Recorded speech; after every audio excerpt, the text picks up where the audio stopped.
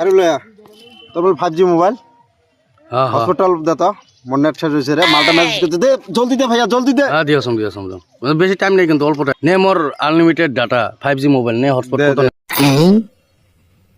Unlimited data 5G mobile নে hotspot দে, কত দে। নেবেন A few minutes later.